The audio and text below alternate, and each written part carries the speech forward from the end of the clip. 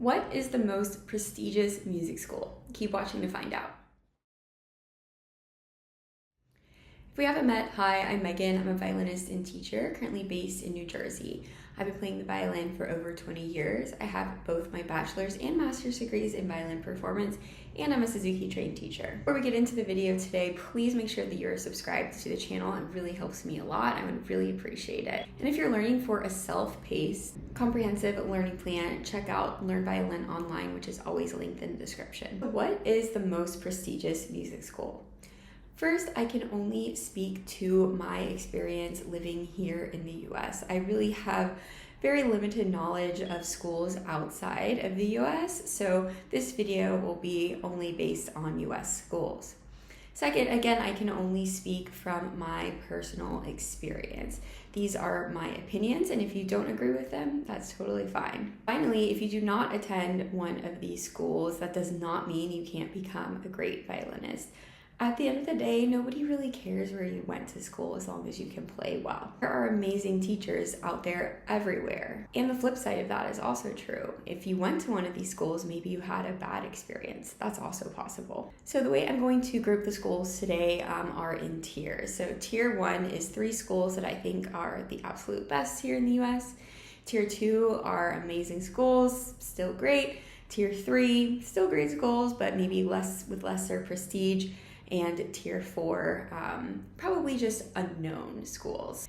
So in my opinion, the top 3 most prestigious music schools in the US are Juilliard, Colburn, and Curtis. So Juilliard is often thought of to be the #1 best school, at least here in the US. And I personally think that's just because it's been around the longest. Juilliard was formed in 1905. Curtis was next, which was formed in 1924, and then Colburn in 1950. I also think that with the location of Juilliard being in New York City, that has really helped its fame and prestige as well. New York City is well known for being a very vibrant town and having lots of possibility and having lots of opportunities to reach that famous status. Some notable alumni of Juilliard are Sarah Chang, who's a violin soloist, Glenn Dicterow, who used to be the concertmaster of the New York Philharmonic, David Garrett, who is a violin soloist, Midori, Frank Wong, who is my former teacher and is now the concertmaster of the New York Philharmonic, Yo-Yo Ma, Itzhak Perlman, Michael Rabin, Gil Shaham, and Pinchas Zukerman.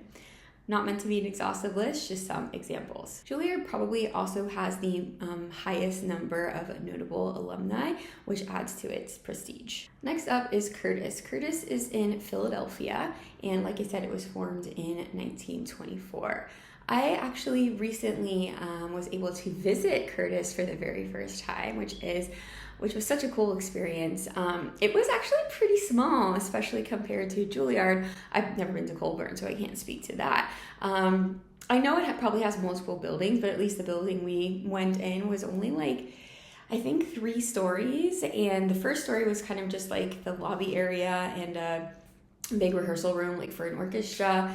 And the second story was studios, and so was the third story, but there was only maybe 7 or 8 studios on each floor, so it was pretty small. I'll put out some pictures here if I can find them.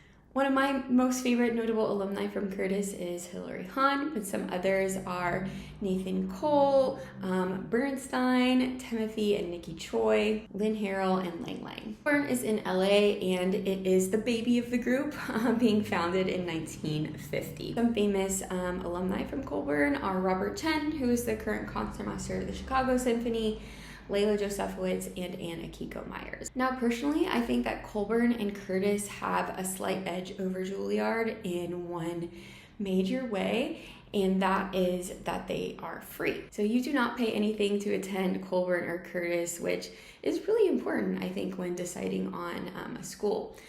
Juilliard, on the other hand, is very expensive. I don't know the current cost of it. The last I knew, it was about $60,000 a year, which, I personally could not afford that. I don't know about you. Obviously, it's possible to get scholarships, but I personally would choose a free school over one that I had to pay $60,000 for.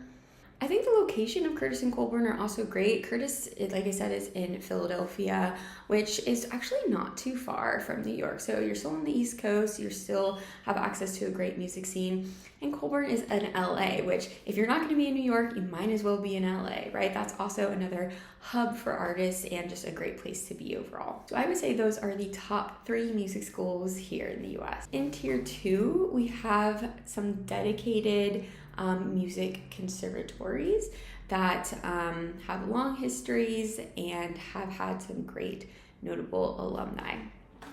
So some schools I believe should be considered in this tier are the Cleveland Institute of Music, the Eastman School of Music, the San Francisco Conservatory, Peabody, Manhattan School of Music, the Manhattan School of Music, and one that I feel like is very little known is the Lynn Conservatory. Here's a little plug for Lynn. It is in Florida. I believe it's in Boca Raton, Florida.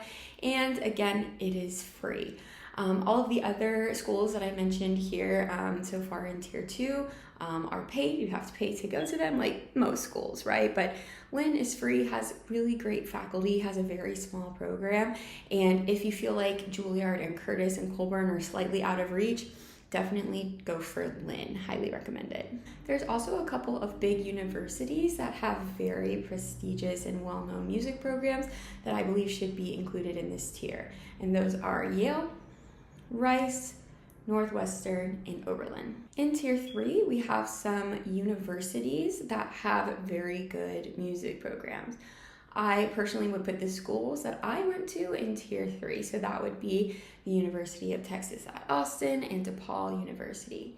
Some others that you could consider for Tier 3 would be the University of Michigan, Rutgers, Vanderbilt, the University of Maryland, Ithaca College, and Carnegie Mellon. And finally, Tier 4 would just be pretty much every and all other music schools. Again, this is not to say anything bad about them. It's just they're lesser known. They have lesser prestige. Again, in my opinion, this is not meant to be an exhaustive list. I'm sure there are other schools that I have left out, and you can have a great experience and become a great musician no matter where you go. At the end of the day, nobody's going to be really asking you, oh, what school did you go to, if you can play well or you can teach well, right? It's really all about honing your skill wherever you are. What do you think is the most prestigious music school? I'd especially love to hear from you if you are outside of the US, because I don't really have any experience with those schools and it'd be cool to learn about them. So feel free to drop a comment in this video. Please make sure you're subscribed before you go. Please, please, please. And thank you so much for watching.